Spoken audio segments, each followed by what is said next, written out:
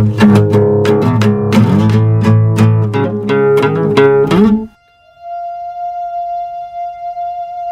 happened? What did you do to my stomach? What's going on? We've merely slipped a little package into your lower tummy. And you're going to transport something very special to us. If all three of us sat there next to each other and all had like our stereotypical topping on popcorn on each. Mine would just be chocolate. It would just be chocolate or caramel. I'm a pretty simple man, you know what I'm saying? Contrary to concepts, Deanthony is a very simple man. You know, No, we know. Yeah. You're not fooling anyone. it's not a surprise. Hello, and welcome to the Film Debris Podcast. Today we're going to be talking about Lucy, 2014's Scarlett Johansson, Luc Besson, Lucy. Today we got Deanthony Graves with us. What's up? What's up? And sitting here with Raul. Hey, how's it going? And I am Robert Temple. How you guys been doing? I've been good. Seeing some movies, riding my motorcycle, hearing some songs, singing some songs. On the motorcycle? On the motorcycle. Just a plethora of activities. What kind of bike do you have? I have a Kawasaki Ninja 300. I know it's just a 300. The 600 is coming soon. But I had to start off on a beginner's bike before I killed myself. Yes, life preservation is always of paramount. Just a little bit, because I've already fallen on the 300. So, did you injure no, the bike? The bike, Okay. a little bit. You know, she's got some beauty marks. It just builds character. You know, Memories. Oh yeah. Memories are just scars. And what makes it even better is it wasn't even anywhere publicly. It was like in my own driveway. So the only one who was embarrassed was me. But I had to tell everyone about it just in case they walked out and saw me under the motorcycle. So it's like you had a test bike and a test crash. All in the same. Yeah. Raul, what kind of bike do you have? I don't have a bike. He would have a bicycle. Huffy 300. No. I have my truck. They still make Huffies? I think they so. do. Actually. Yeah. Is that the premier bike? So last week we talked about The Purge. The Purge. D, 2 words on The Purge. 2, Anarchy.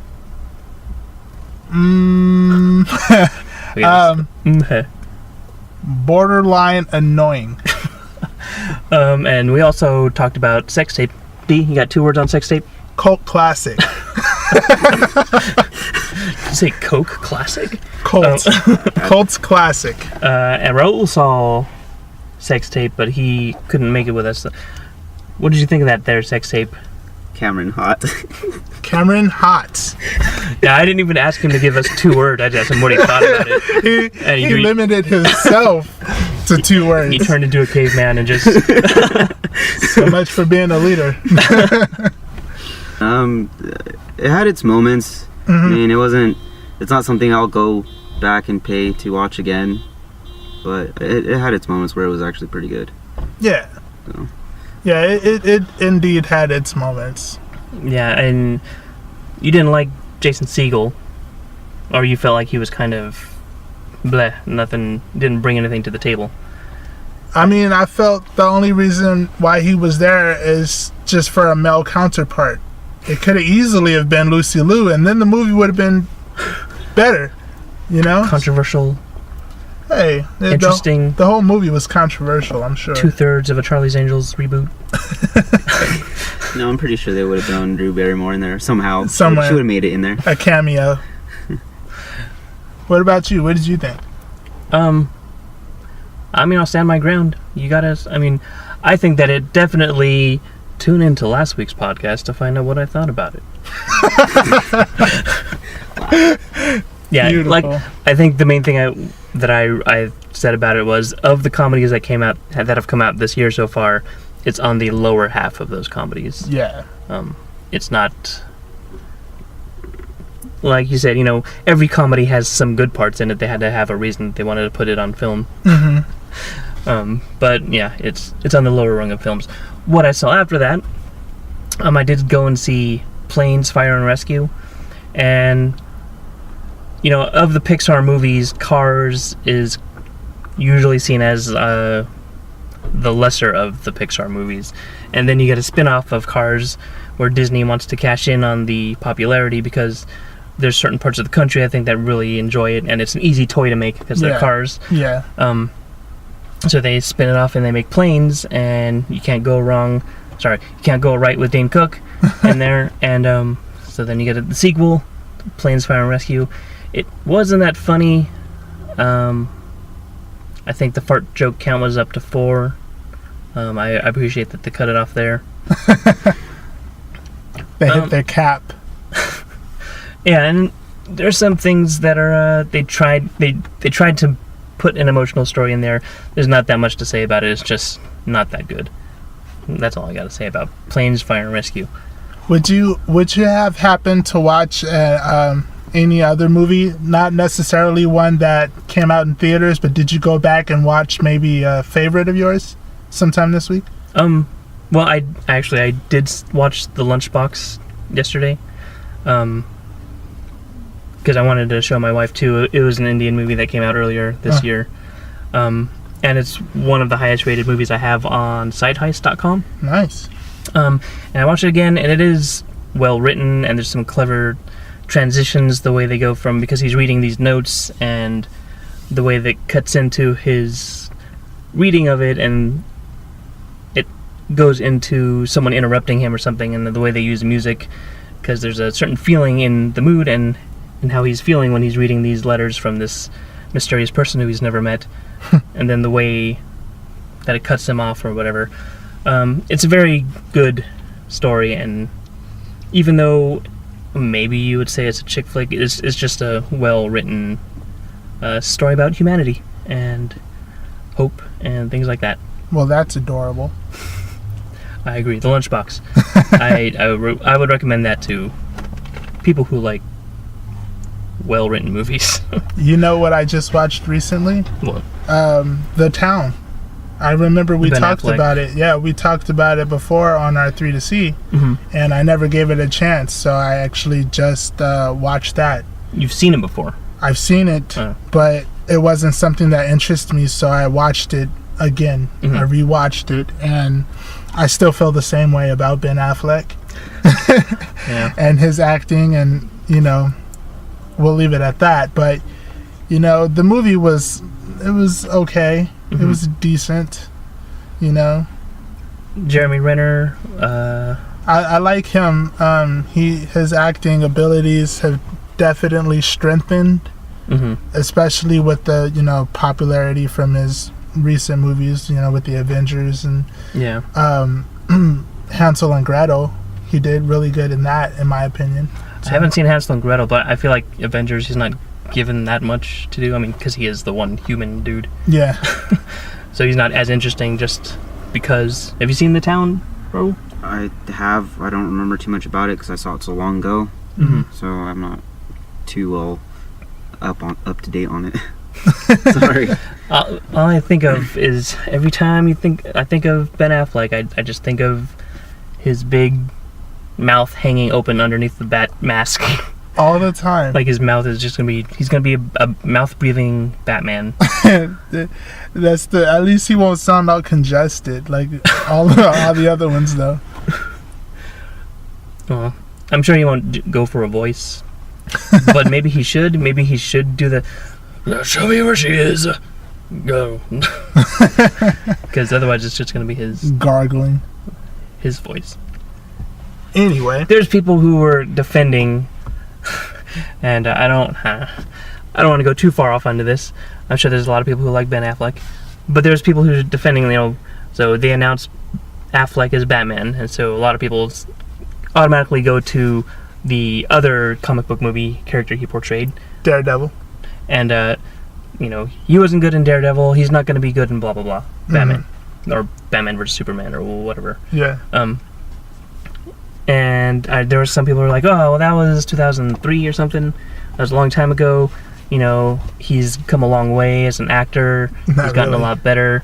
And then one of the things I realized someone was saying, well, didn't you like him in Changing Lanes? And yeah, I actually I like Changing Lanes. That was a like that was back when Samuel L. Jackson was doing other things, just being Samuel L. Jackson Yeah. in every movie. And then I realized, well, Changing Lanes is only, I think, a year off of Daredevil. So if you're not going to let me use Daredevil as an example, then I don't think you can use Changing Lanes as an example of him being good. And by the way, when was the last time anyone said, oh, well, Christian Bale? Christian Bale's getting better. That's not how you defend an actor. Like, Yeah, he's working on it. Come on, you don't just build Rome in a day. like, okay, well, why did Ben Affleck get there in the first place? But not even going too far on the topic, but it only makes sense to compare Ben Affleck as Batman to Ben Affleck as Daredevil because they're both comic heroes. Yeah. It's the same category. Changing Lanes, he was a dude going through some stuff. That so that would probably require a different type or technique of acting as far as him being a superhero, a comic hero at that, you know? Yeah. So that's going to require a different push from his acting abilities to make us believe that this man is capable of doing what we think he is in the comic books. So yeah, it's the way that movie is shaping up, the Superman versus Batman, or whatever it'll ultimately be called, or I think they're going to stick with that for now. They're adding these cast members and everything. You still got Henry Cavill, Jesse Eisenberg, Jeremy Irons, Gal Gadot. I feel like it's almost too much. There's too much weight, you know, that it's almost like it's grounds for failure, you know? I feel like they're trying too hard to catch up to what the Avengers did back then. But the Avengers now is an old movie, and Marvel is already moving past that. Right. And, you know, they've put so much time into their movies before they got to the Avengers. Yeah. And we don't really have many DC movies, and then most of which, the only ones that were really the success were the Batman trilogies. I mean, And that's not even connected to what they're doing. Exactly. So if you want to look at other DC movies that were out, like Superman Returns or the Green Lantern, or you can't really go far back, you know, we'll just say those two. Those weren't all that great.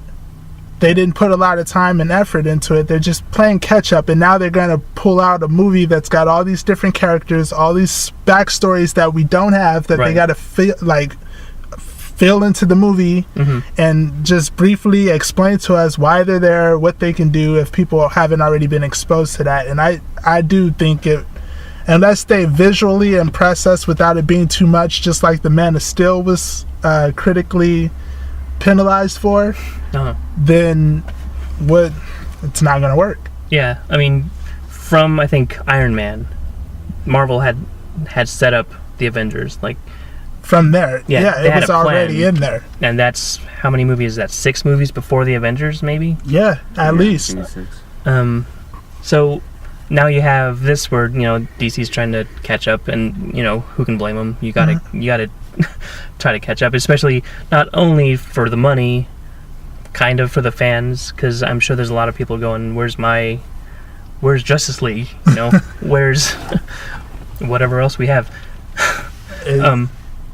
Yeah, so they're trying to catch up, but all they have is what it seemed like was they had Man of Steel, and it felt like halfway through the production of Man of Steel, like, we got to retrofit this. Yeah, they had that wise idea. Wow, we need to start putting some stories in this. Let's get some spin-offs or some possibly big Avengers type movie, Avengers-esque, if you will. But like you said, since Iron Man, since that movie way back then, they were already putting in Easter eggs and just leading up to the characters that would be in the Avengers. I mean, they were already having Sam Jackson in all the movies. He was in the first one. He was in the Thors. He was in all the movies. And then Natasha came, and then the agent. All the tie-ins in the credits. Exactly. Thor's hammer is in the credits of whatever. They had been working on that, the Avengers movie, just way long ago. But now, all of a sudden, a DC movie is just kind of coming out the blue. It's like, oh yeah, we're just in case you missed it last week, everybody's going to meet up. I think Warner Brothers tried really, really hard to get Christopher Nolan to hang on to him so they could use his vision, use his plan to kind of further the world. Christopher Nolan wants to move on to other things, I'm sure. For him, I mean, I don't think he looked at The Dark Knight as a comic book movie. He looked at it as the types of stories he likes to do. If you compare it to things like Inception or The Prestige or the other movies that he's famous for, you can tell that the Batman movies have a completely different feel than other comic book movies, and that's just the way Nolan looked at him. I believe, from the point of, I'm going to make a dramatic, superhero movie, not a comic book movie necessarily. So when you have Man of Steel, it kind of comes back to comic book movies again. Yeah. And so I think they still have Christopher Nolan as an executive producer credit. That'll give them some name recognition, at least, or something. They're really just trying to get off of the steam, that the last little bit of steam they have, they're trying to put it into a whole nother production. And it might be the means to an end, maybe. Yeah, and we'll see about it. I think as far as it goes right now, the news was that Batman vs. Superman has the same release date as Captain America 3. And those two, especially how well received Captain America 2 was, those two juggernauts, something's going to have to give. Something's either going to have to go back a week, or I don't know what they're really going to do. They're going to try to fight something that's already been grounded, that we already can expect is going to be good, or we already know that, well, it's only going to be this great compared to something where you just know it's going to be good based off of the last movie. But you can't always say that the third is going to be as good as the second, because we've had moments where that wasn't always the case either. Yeah, that's true, but it's like, at least you have an expectation. Yeah. We've never seen Ben Affleck as Batman. We've never seen Jesse Eisenberg as Lex Luthor. I can't even believe that. All right, we're going to take a breather. Dee just about passed out. And Jesse Eisenberg as Lex Luthor. Come on, man. They're trying. They're just trying. And when we come back, we'll get right on to Lucy. Right here on the Film Debris Podcast. Yeah, go ahead. Tell him. Tell the guys at Rikers all about how you got beat by a blind man. Be like blood in the water. Oh, don't worry about that. 'Cause I'll get out. Yeah, I know. And I'll be waiting.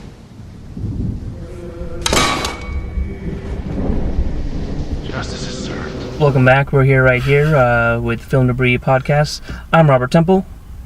This is Deanthony Graves. What's up, what's up? And Raul. Hey. If you didn't know, Raul's here too. Yeah. He's the creeper. Just kind of hiding in the What do you back. think of Affleck as Batman, Raul? Come on. Don't start this again. Straight up, what do you think? Raul likes it. It's on record. No, I don't know what to think. I don't know what to expect out of him yet. Just I kind of want to see. Haven't you seen his movies before? I have, and I'm not too big fan of his, so I'm not gonna. I can say it. I'm not a big fan of his, but I truly hope he does good. I mean, Big hope. Going off of that comment you made, you say how people say he's grown as an actor. I think he's grown as a director. Yeah. He's still the same type of actor. He hasn't done too much different in his acting. Maybe he did different choices of movies that more fit him, that I wasn't so bothered by him in it. Like, even though you feel it shouldn't have won, I did enjoy Argo. I thought he was good in that movie. Yeah, I've said before, I think Argo is a B+ movie. It's really good. It was not the best movie of the year. That's all I'm saying. That's all I'm going to say about that. But, as an actor in normal movies, he has the potential to do good. But when he's playing comic heroes, he can't his acting doesn't sell it to me, and that's the whole point of the movie. Especially Batman, who's supposed to be one of the most intimidating characters just by look. Just by, he doesn't even have to say anything and he's supposed to be intimidating. If that guy is standing in front of me and his mouth is hanging open... You're just gonna be like, do you want a napkin? Here, let me close it. Let me wipe the slobber for you a little. Oh man, it's ridiculous. But as a director, I believe it. I believe he's grown. He's evolved, and his talent has really come into something that I like. See, okay, there's another actor-director who was an actor for a long time, became a director, matured as a director. I think Unforgiven by Clint Eastwood is a great performance, and I like the movie. If I were to compare Argo and Unforgiven, or even $1 Million Baby, which Eastwood acted and directed in, I just don't. If it was not Affleck, maybe if he wasn't in his movies, I'd be a little bit better with it. Maybe if we didn't get exposed to Daredevil, we would have a different feel about it. If we didn't have Daredevil, I probably wouldn't be so against it as I am now. But even I didn't like him in Armageddon. I mean, it was... Yeah. Most of his movies are pretty much the same acting. He wins for Argo, and then the next movie I see him in is Runner, where in the trailer he just isn't convincing, and maybe it's... I have no theory about what it could be. I just thought he was... There's this part where he's yelling at Justin Timberlake, and he flinches for 1 second, and I remember thinking, if you were my intimidating boss yelling at me and you flinched like that, then I would not believe you. I would uppercut you. Yeah. Even if I was Justin Timberlake. You can give him one of his many other gems, Chasing at Me. Oh. Well, that's why he's big, right? Because Kevin Smith had him in some movies. Yeah. So. He had him in a lot of his movies. Well, most of his movies. And most of the Jay and Silent Bob stuff. And then all the movies he did with Matt Damon. So Lucy, Scarlett Johansson, written and directed by Luc Besson. That was the name I was trying to remember a couple weeks ago, I think, when you brought up Brick Mansions, which you didn't like, and I said Brick Mansions was a remake of a movie called District B13. That was done by Luc Besson, who also did The Professional, Fifth Element, La Femme Nikita. Those are probably the biggest things he's known for. So now we have Lucy here, which kind of poses itself as an action movie. She realizes, or something happens to her where she can grow more brain power, basically. So we're going to go a couple minutes here, maybe without spoiling anything, and then after some time we'll go full into the whole spoiler story. So what do you think, D? From the trailer, when I first saw the trailer, I knew instantly that this would probably be the coolest dumb movie of the year. But the year is only half done. I could still be surprised by what's coming out. Just for context, can you think of any other cool dumb movies that compared to this cool movie? Dumb movie, Ultraviolet, yeah, that had a cool idea. When you see the trailer and what who is that, Mia Jovovich, where you could see what she could do with her blade and how she was changing her costume to fit the situation she was in. I thought that was a cool movie. It was cool. Dumb movie. Yeah. And when I saw this, instantly I thought, oh well, this is like the movie Limitless on steroids. Right. So I kind of knew what to expect, but we've been seeing a lot of Scarlett Johansson recently, so I was excited. It kept me entertained, and I just quickly dismissed the movie. Raul? Again, kind of like I've said with other movies, this movie had its okay moments, but I honestly think it's kind of one of those that just tries to flash you with a bunch of stuff just to be keep you going ooh ah, but there's not really much to the movie that is good. Yeah, you're saying that maybe it lacked kind of substance. Yeah, that pretty much actually. Yeah, it's interesting that it's a movie that starts off right off the bat with a little bit more of the scientific notions of the world. They say, it's been around billions of years, and animals and evolution and stuff like that. And it tries to really be very scientific without getting into specifics of science. And it tries to explain these big ideas with kind of 5th grade terms. The nucleus of my cells, and things like biology type. Yeah, there's like biology things, but they were trying to not over-explain or to go too deep into what was happening to her by just using kind of vague, general scientific terms. Generalistic terms. Yeah. And which comes as kind of a paradox. Because she is supposed to be going through these major things where she's becoming smarter, but she's still using the nucleus of my cells. She's still dumbing it down. Yeah. She's dumbing it. What they did is they got a very specific idea or a topic with just giving us the cliff notes, and they dumbed it down. So you can easily follow the movie. You won't be lost. That's a plus. and you'll know because it'll flash giant numbers on the screen that say 10%, 20%, and so you have, maybe one of the reasons it's easy to follow is because you got Morgan Freeman narrating for us to show us the way. And Morgan Freeman does not age. He looks the same as he did in Bruce Almighty, as he did in Wanted, Kiss the Girls, Shawshank Redemption, everything. He looks the same. So whatever they explained in this movie, they probably got from his personal journals of how he got the Fountain of Youth or whatever. Did you see the end credits? It's written by Morgan Freeman, directed by Morgan Freeman, cast Scarlett Johansson as Morgan Freeman, Morgan Freeman played by Morgan Freeman, produced by Morgan Freeman, soundtrack by Morgan Freeman. Everything. Morgan Freeman, he was a busy man in this movie. Good old Morgan. I love Morgan Freeman, and his voice is like calming and agitating at the same time. Like he says, when he talks, you get annoyed by it, by how it sounds, but the way it sounds pulls you into whatever he's saying. So you pay attention, but you're annoyed by it.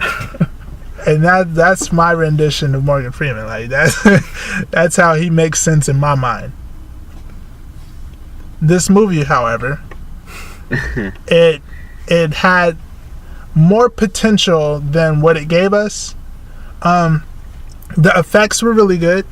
It looked really good. It looked cheesy. It was nice and clear, and it good and cheesy. It wasn't cheesy. Oh. It didn't look cheesy. It looked good. It didn't. Yeah. I felt better in these graphics than Transformers 4. Well, they did some. There weren't a lot of like huge action scenes, but they had some gunplay, and they gave her some things to do because she doesn't really need to fight, Mm-hmm. especially the further she gets into it. Can you remember what were some scenes you remember there what stood out as a plus? Are we going into spoilers already, or are we gonna keep? We can go into spoilers. Okay. Spoilers so if anyone hasn't seen Lucy yet, we're talking here. We give some opinions on it. There's some nice looking stuff in it, and people. And so now we're gonna go into spoilers. So if you haven't seen Lucy, you can put us on pause, come back to us. Raul, what did you think? Pluses. Like Dee said, the cinematic wise, like actually watching the movie is actually really good. There wasn't too much that I was kind of not liking, I guess. I don't know how to explain that very well. Yeah, it is easy to watch. Yeah, it was really easy to watch, really easy to follow. Mm-hmm. And that, me, that's a little boring to me just because I watch movies all the time, but it's just for anyone who kind of just wants to watch a movie and understand everything that's going on, this is probably really good for that. Pluses, though, Scarlett Johansson, she's a plus in the movie. Of course, who doesn't want to see her? It's like if you want to see a good looking action movie with very little action, this is the movie for you. It is. It's got action moments, but it's not an action movie, or it's an action movie with a few action moments. Well, so since like I went into it thinking, okay, it's Luc Besson, so there's some things I feel like for some reason I feel like I gotta kind of let go. So like The Fifth Element is this crazy adventure in space with crazy space pirates and this crazy woman who can do crazy things, and if you can't accept things like that and Chris Tucker being a cross-dressing, high-pitched weirdo and a space opera from a blue alien thing, then if you just can't get into it and let those things go, then you're not gonna find any joy in it. And I kind of felt like the premise of this movie was hard for me to let go. The whole brain capacity explanation thing, and I felt like every time they said the word capacity, like there should be a drinking game, or like the word was just used to cover up explanation for what's actually happening. Because basically the story is a person who is trying to take some cocaine illegally to some other place, but the cocaine balloon bursts in their stomach and they're on a high for the next week. Because if you just look at it from the point of view of now she's just on drugs and none of this stuff is actually happening to her, it's the perfect explanation. Yeah, like that was the best either meth or ecstasy that a person could be on. I'd say ecstasy, because she was saying that she felt everything. She felt everything. So I that one seems pretty good. I know Raul got especially excited when she said how she could taste her mother's milk. Whoa. I looked over at you and I could see the smile on your face. I was like, yep, there it is. That's because he enjoyed that. You know what? I'm not even going to argue with you. Just leave it alone. It's okay. I accept you for how you are, man. he was like, yeah, I can still taste it too. Yeah, good times. Nothing like homemade. But what did annoy me at the first part of this film, well, not the first part, but when we're introduced to Lucy, the Scarlett version, she cannot walk in heels. Yeah, she cannot walk in heels. I don't think she's meant to. They made a point of showing us that she can't walk in heels. Yeah, I mean, there was a clear shot on her like kind of stumbling, even when she was at 40% or whatever. Yeah, but not even in just this movie. In Under the Skin, she can't walk. I mean, just her as a person, actress, she can't walk in heels. Well, yeah. I thought she walked in heels during Iron Man. When she was the assistant. It was a stunt double. But then I'm saying, why in this movie did they show that? I don't know. I honestly, maybe it's just because it had to be a character thing. They wanted to show her being clumsy, ditzy-ish, just so that way you know what she's like before that stuff enters her system. Well, what I got... Well, okay. No, she was already on it by then. Yeah. Well, when she was walking in heels? Yeah. Oh, that's right. That's the second part of it, I guess. Yeah, well. What I got from it was the fact that she was losing touch with humanity. She kept staring off, right? Yeah. She was looking at people emotionless. She was becoming, like she says in the movie, the more and more info she gets, or the more and more brain capacity she gets, the less human she is. She's just knowledge and information. Mm-hmm. She's no longer like a person. Yeah. She's just a bag of info. Which doesn't make sense at all, and it's one of the biggest flaws in the movie for me is that, so one of the things she's saying is that she's becoming less human because she's basically, it's transcendence. She's reaching the next level of existence, and she's becoming quote unquote smarter, and she's needing less and less the need for physical existence. Mm-hmm. So as she's sitting there saying that she can feel everything, and now she's getting to a point where she can't even feel pain, then in the next scene, and she's like, I can't feel pain, I don't feel fear. Then when she's in the plane and her fingers are coming off, why is she scared? She definitely felt fear at that point. Yeah, and now if I'm her, if I'm anyone, if I'm myself, let's say I'm myself.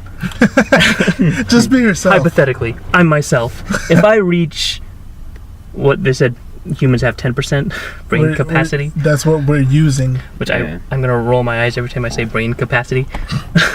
If I reached 11% brain capacity, I'd be like, the sooner the better, so long suckers. If I don't need to be human, then I'm just going to leave.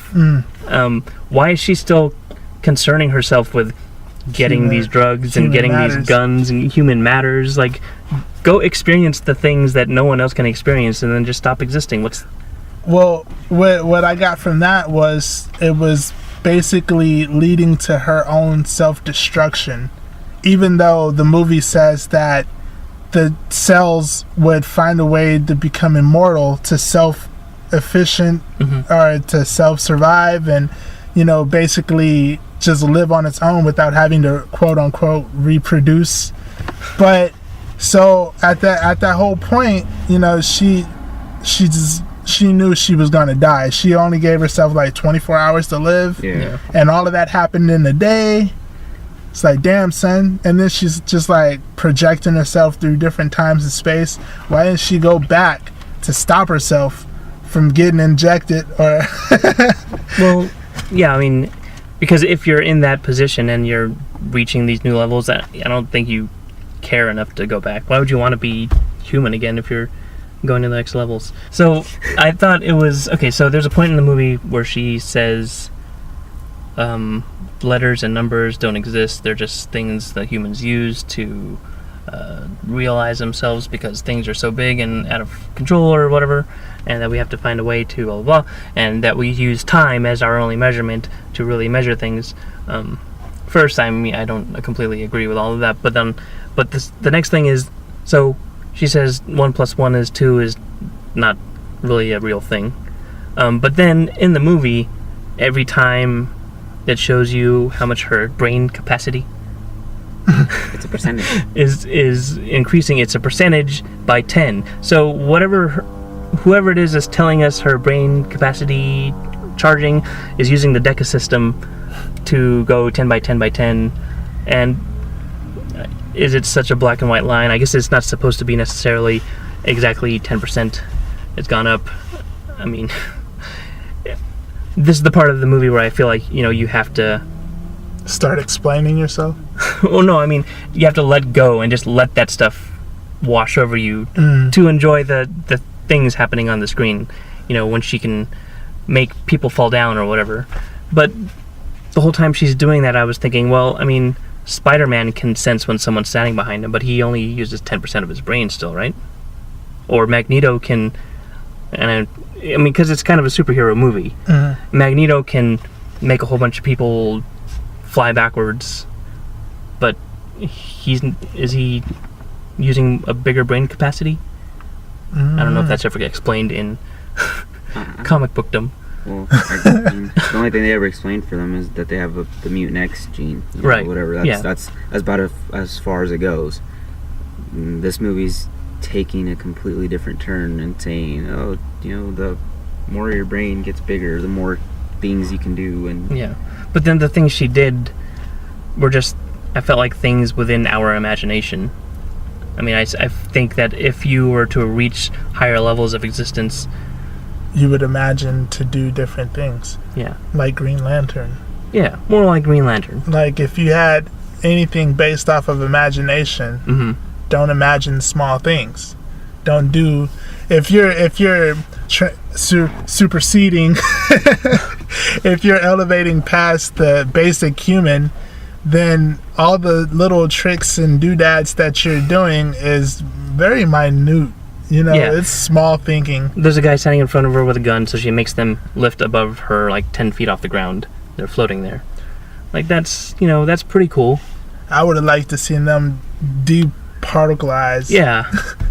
Burst into particles. Show me, like, and then as you walk through it, make them go back solid form after you pass. Right. Because you would be able to do things like that. Yeah. Because even if you were to say, oh, well, his heart stopped beating because you took him apart, well, she should have the power to put them back together and have his heart start again, or whatever. And I'm just a regular 10%er. So, and these are things I'm thinking of, right?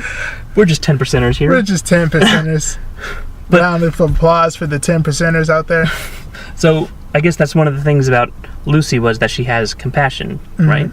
Because that has to be one of the reasons why she doesn't like go on a rampage or doesn't just. Well, she does kill people when she first walks she out. Shoots them. She just shoots them, right? Yeah. So maybe she doesn't have compassion. Maybe I had a theory for a while, but Yeah. I think I don't know the way that's done. That whole timeline of her just all of a sudden shooting people and then going to, I'm just gonna lift them up, not kill them, and then walk away. That doesn't make sense. But I mean, the more brain power she got, the simplistic the movie became. The more and more it lost depth and substance to me. And like I was saying before, it's like it's so strange that a movie that goes so far to go into a scientific explanation for things, on the other hand, is going so far to not explain anything. Yeah. And I mean, you could say, well, it's just supposed to be a fun action summer movie. In that case, they should have put more action into it. That's true, because what do you have as far as action? You have. What do you have? When she gets kidnapped at the beginning, with the whole briefcase scene, right? You have after she gets out and she goes on a rampage to get medical help. Yeah. You have, and that's just kind of her walking around and shooting. Pretty much. I noticed they had her like shooting very precisely, and then there's a scene where like gangsters walk into a hotel room and just do the same thing that she did. They basically shoot, and they're dead. And I thought, I think that was a hospital, wasn't it?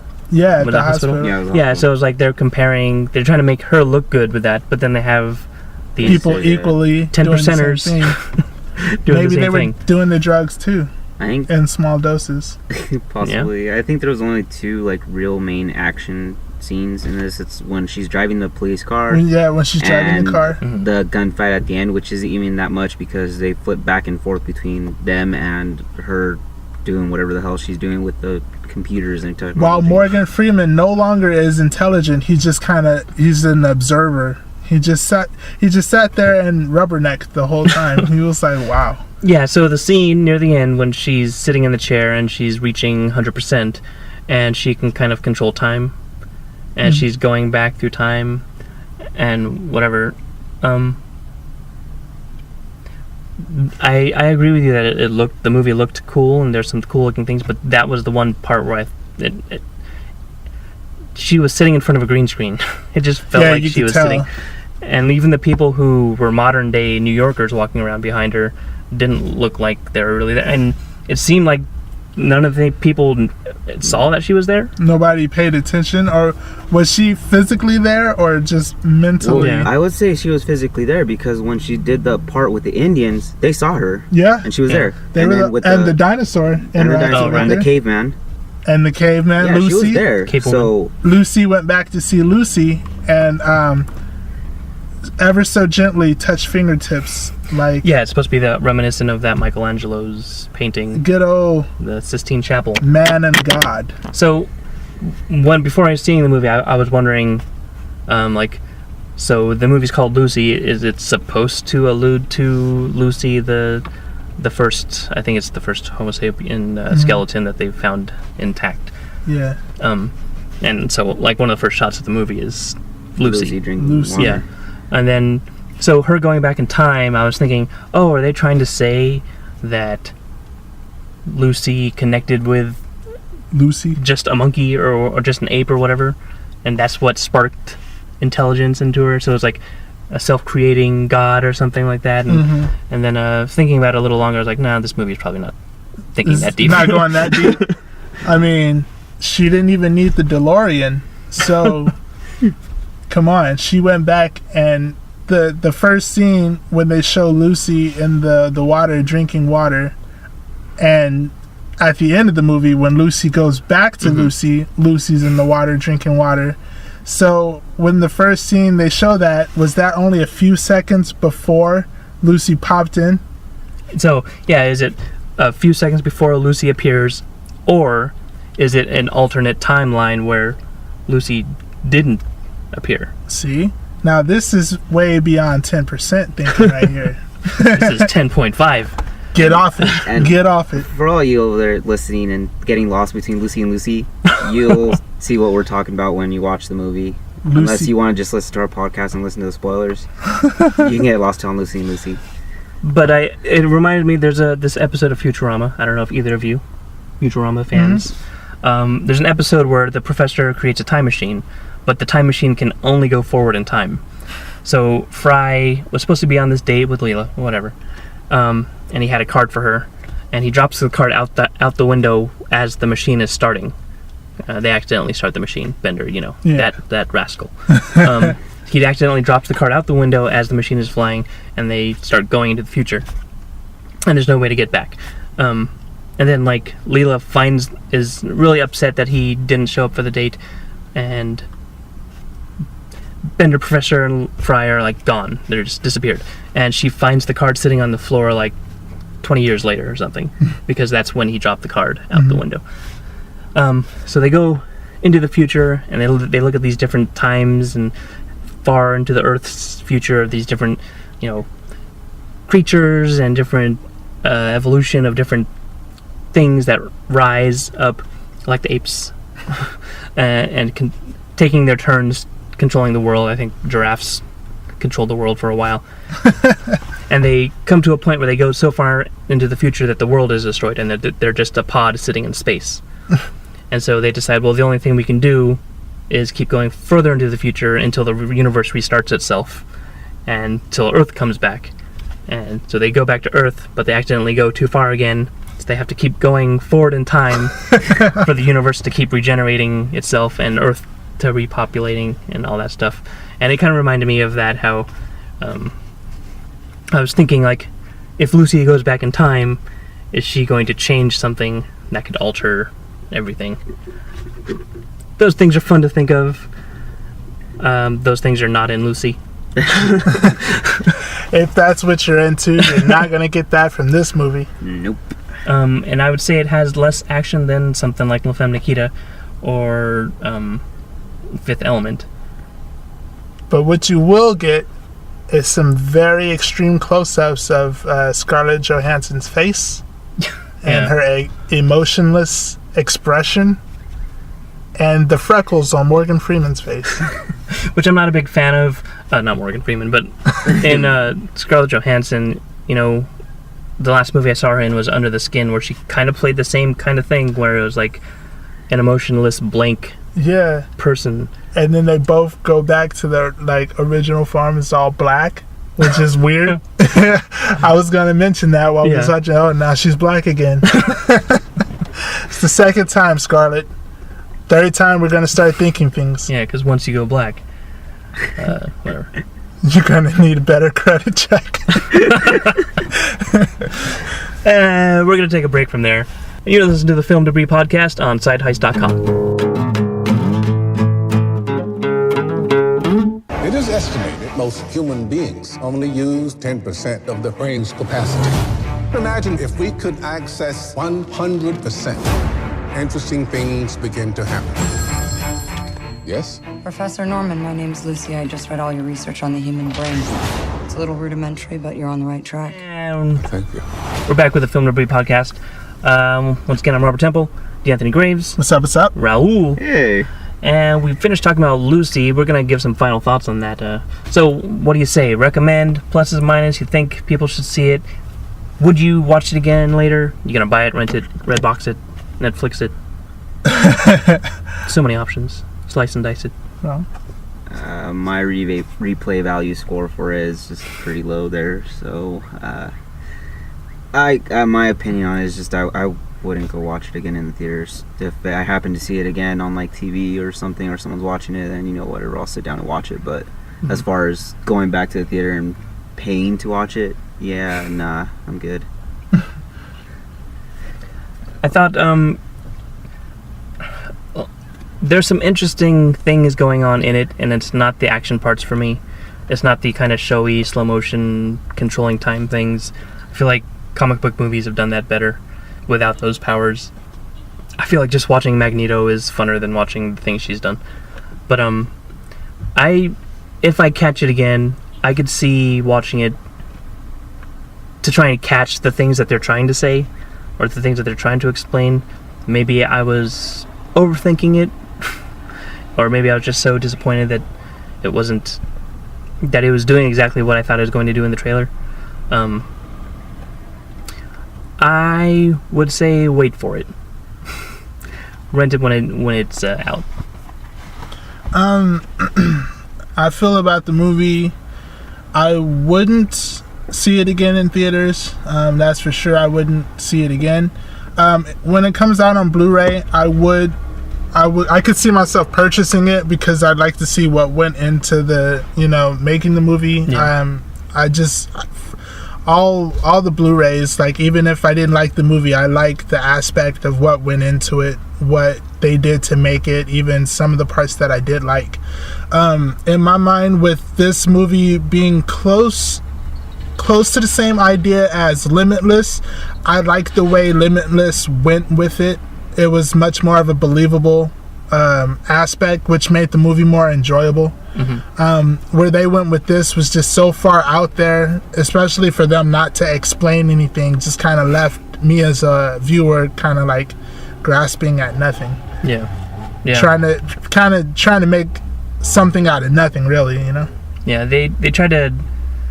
It was kind of a garbled, like, here's some science, but here's not really any good science. They were trying to, reach a wider range of people without having them lose their spot in the movie. Yeah. And when someone first started talking, I don't remember which character it was. Someone in the movie started talking about, like, scientifically, and the first thing I thought of was in the second Matrix movie. Mm. The Oracle? No. The guy who's in with all the TVs. Well, I can't remember the character's name of it. The Architect. The Architect, yeah. And when he starts talking, like, he's going, 10-letter words. Yeah, plus. Like, plus. This guy would win in Words with Friends. Yeah, and I thought of that guy when they started talking, but then I realized that they never reached, and I'm not saying he's the standard or he's the smartest or whatever. What I'm saying is that they never reached a letter count of 6 words, I guess. But it always felt like they were staying very basic with what they were saying. Not so they don't lose people, but also it just seemed like if you're gonna go with science or you're gonna go with whatever your lore is, then you gotta go for it. Yeah. And it didn't seem like they went for it because they're kind of trying to stay action-y, but it wasn't that much action. Yeah, this movie did kind of come across as wishy-washy. Yeah. It was like they didn't have a good idea of what side of the tracks they wanted to be, either about the brain or about the action. I did like the kind of international feel about it. You had the Korean actors in it, and in France, and there's some stuff, I think, in Italy, and I like seeing different actors. I guess with Luc Besson, he has far reaches, and he likes to cast different people from all over the place. So I enjoyed that, but there's not a lot going on under the pretty exterior. So, well, yeah, those are our thoughts for Lucy, 2014's Lucy. If you're looking for Deanthony Graves, you got something to say to him, you just want to say that he's wrong, or he's right, you'd find him on Twitter at your boy Concepts, YABOIKONCEPTS. By the way, this is movie number 18 on Concepts Watch 1,000 Movies. Oh, the hashtag Concepts. Hashtag Concepts Watch 1,000. 1,000 movies. 1,000 movies? 1,000 movies. This is 18. 18.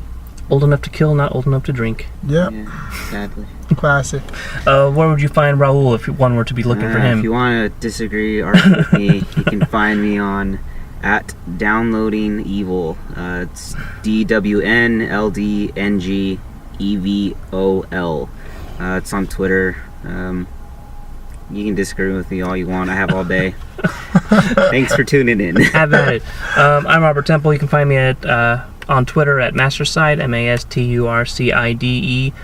You can also find us and movie reviews on siteheist.com, which there's also at siteheist for Twitter, and Film Debris on the YouTubes, where you'll find more of our discussions, blogcasts, and whatnot. And we're always here for you to leave some comments and stuff. Let us know what you thought of Lucy. Let us know what you want to hear more of. Did we do a good job? What do you think? What's your review on us? I think so. I think we didn't have a lot to say about the movie that we didn't know a lot of. So the movie didn't give us enough. It's the movie's fault, not ours. That's the way reviewers look at it. Exactly. Boss. So for Deanthony Graves and Raul, I'm Robert Temple. Thank you very, very much for listening. We really appreciate it. And we'll see you next time on the Film Debris Podcast. Ben Affleck rules. You didn't want to add a little last minute thing. Add a little last minute thing. Add a little last minute thing. Add a little last minute thing. Add a little last minute thing.